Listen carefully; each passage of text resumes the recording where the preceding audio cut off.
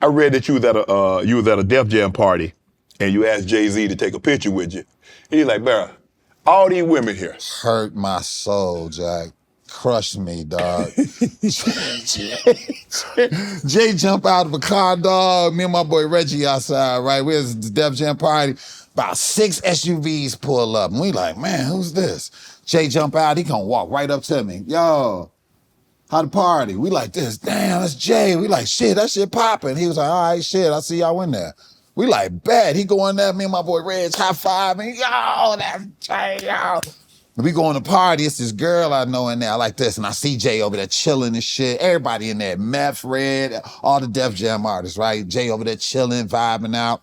And I told a girl, I walked up to her, I was like this, hey, take this camera, right? I had one of them yellow boys that you zip. I gave her that, right? I was like, look, I'm gonna go over to Jay, we gonna dance over here. When I get over here, I'm gonna ask her for a picture.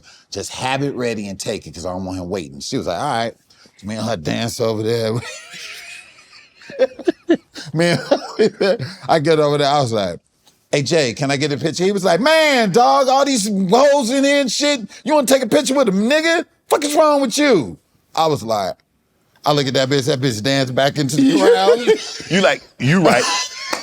You right. I was like this, I just wanted a picture. He was like, man, no. I said, all right, thank you very much. Yeah. And I left. Again, dog, didn't nobody speak to me in that party. The whole goddamn night, dog. I mean, it's tough in that situation, and I'm not near, but like when you go to an event like that, I mean, a lot of times they take your phone. Man. I mean, I've been to places where you put that phone in the zip bag. Now you go to some place like that, they put that phone in the zip bag. They take the phone, sign the NDA, all of that. But no, this was like 90s. This when Jay was like white hot. Yeah. Just like Jay was everything, you know? And so, yeah, back then, it wasn't like that. Everybody had big jerseys on and pants and all of that. And yeah, it was a whole different ball game. You wrote for comedians. You wrote Ricky Smiley, The Prank Phone Calls, Nick Cannon. You worked with Cat. Mm-hmm. When you write a joke for another comedian, how do you, because I remember asking, I was talking to somebody and I was like, I think it was Snoop. And I said, Dr. Dre, Hove wrote a song, Still Dre Day. Yeah. He wrote that song for Dr. Dre. But you gotta write the song knowing it's for him, but it's coming from you through your creativity. When you write a joke, I mean, you gotta write the joke like, this joke's for Ricky, or this joke's for Cat, or this joke's for Nick Cannon. This joke ain't for Deon. Right. How do you separate yourself? So the majority of people that I've written for, Conan O'Brien, all these guys, I wrote for Conan for like 9 years, 8 years. When you're writing for these people are already characters. Basically, you really don't even have to write a joke for them. You just have to pay attention to them because they're not paying attention to themselves. Right. So what I like to do, I like to pay attention to them and tell them what they just said. And it's so wild, and then write it in a way that they can say it where it's them, because the more you are, the less rehearsal we gonna have, correct? And so that's my process of writing. It's like with Cat, the stuff that I wrote for Cat didn't even use. He ain't use none of that. I would just tell, all you have to do around Cat is go, he'll say something, you go, that's funny. And he'll go, huh. And then that'll be it. But you wasn't writing for Cat. Right. You know what I mean? It was just, he'll be like, oh, okay. But other people, like you, like I would write stuff depending on how they are. You know what I mean? Like Snoop is a character. Yes. You really ain't gotta write a joke for Snoop. You just gotta have Snoop say this in a Snoop way. Correct. You know what I mean? Yes. And then you got gold. You know what I mean? And so that's how it really was. Like writing for all these people. You know, it was like just looking at how they are and having them organize what they should say in the way that they should say it. And yeah, I was always blessed to write for people like that.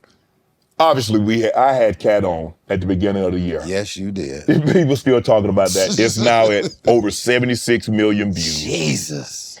And caught a lot of criticism. because of things that Cat said. And they said, I should have. I was like, when people come on, I have no idea. It's not like, let's just say for the sake of argument, I was going to interview a political figure. I have the questions. Now, I have also fact-check situation. If they say X, Y, and Z, I would say, well, no, this, blah, blah, blah, blah. If I had the President Trump, or if I had Madam VP Kamala Harris, I could be able to fact-check. But when I'm asking him a question, I don't know what he's going to say. Exactly. You don't. So do you believe I bear culpability for what people say on my platform? Absolutely not. You're providing a platform for people to talk. It's so mean. We're in the era right now. I've never seen these many motherfuckers talk in my life. Motherfuckers is talking. Right.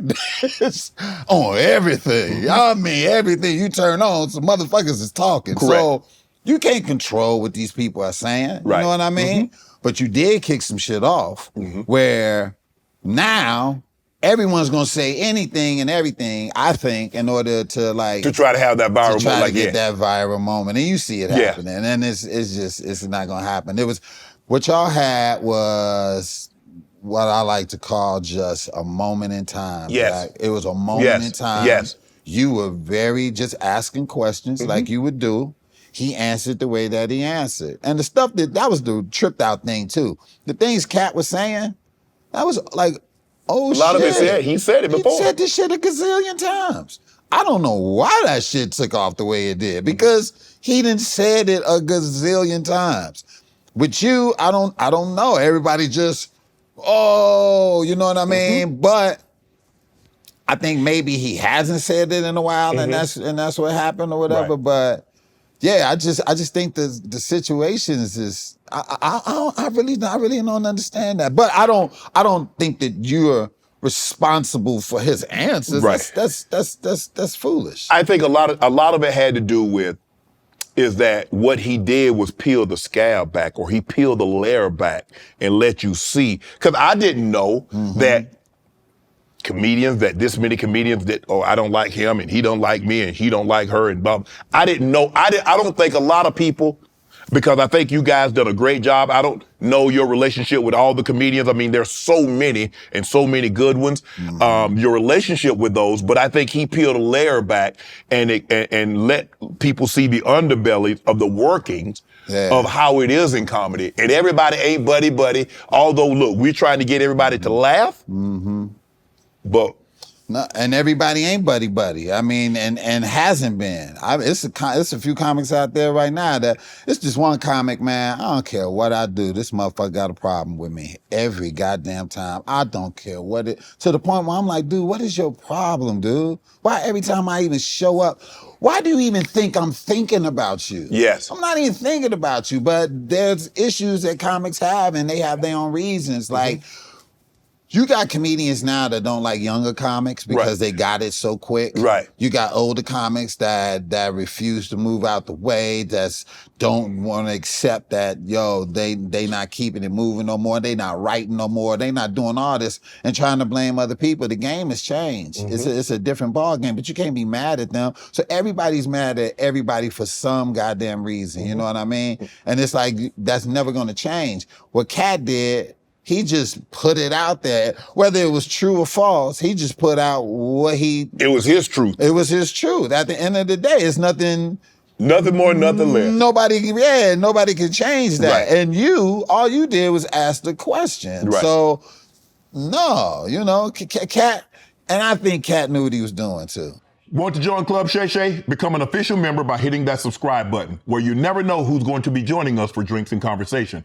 Don't be late to the party, because we like to do something before two something.